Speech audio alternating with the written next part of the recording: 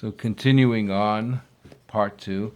So one of the laws of the Torah is that if somebody lost, let's say, a wallet with a driver's license inside, makes it traceable, you can find the owner, and you're required by Torah law to give it back. This would apply to Noahides as well, presumably, because it is, one of the laws of how society runs. Otherwise it would be theft. But in this case, coins are ubiquitous. They're standardly minted. You can't trace an owner. And a money belt is standardly manufactured. You can't trace an owner. So in keeping with the Torah law, the person was lying under the tree, picked up the money belt, and continued on his way, feeling very happy at this amount of money he found.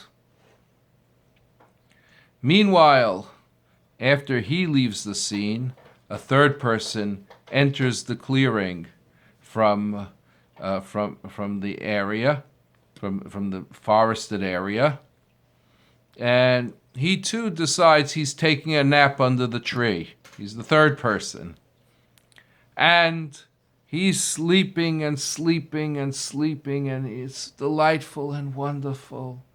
And meanwhile, the person number one, the person lost the money belt, realizes they lost his money belt. He comes running into the clearing, and he shakes the person awake. He says, "Wake up, wake up, wake up. Where's my money belt?" What money belt? I don't know what you're talking about. A money belt? Yeah, where's my money belt? What are you talking about? The one that you have. He starts accusing him of stealing his money belt. I don't know what you're talking about. What money belt? He's crying. What are you talking about? Me and his mule beating him and hitting him. What money belt do you want? Have mercy on me. I don't know what you're talking about. I've never seen anything. And the man is beating him angrily. You've taken my money belt. You've hidden it. It must be somewhere under your clothing. You just don't want to give it up. It's mine. I lost it here just a little while back, just a couple of hours back. And the man is just crying until person number one realizes he's not getting anywhere and leaves in a huff of frustration. Oh, the student, he's beside himself. He wants to scream out, "No, don't! It's not him. He didn't do it. It's someone else. Someone else walked off with your money. You lost your money and someone else found it. He wanted to solve this, but he remembered what his master taught him, instructed him, I should say. His master instructed him, no matter what you see, do not say anything. Do not reveal your presence. It's going to look strange to you, but don't reveal your presence." Okay. The story is over.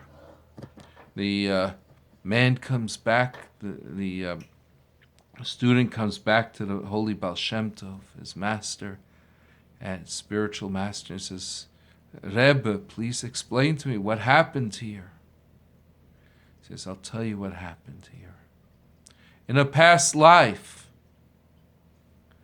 person number one was and person number two and person number three knew each other. Person number one and person number two had a court case. And the court case was,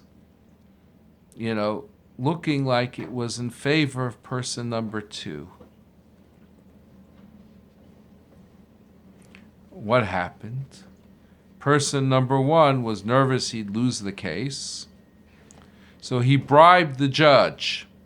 The judge accepted a bribe. So it was determined after they passed on that they have to come back to this world and redress this situation.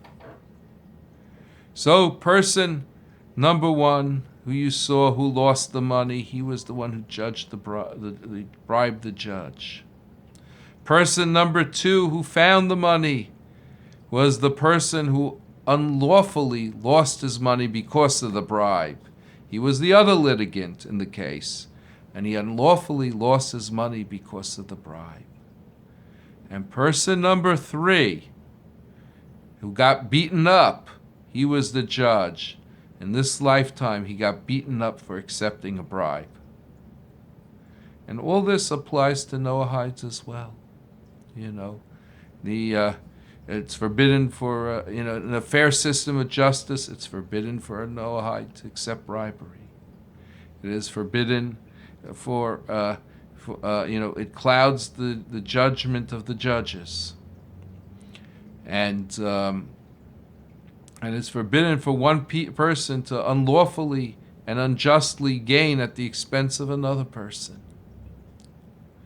So I wanted to share the story with you to show how precious proper justice is to God.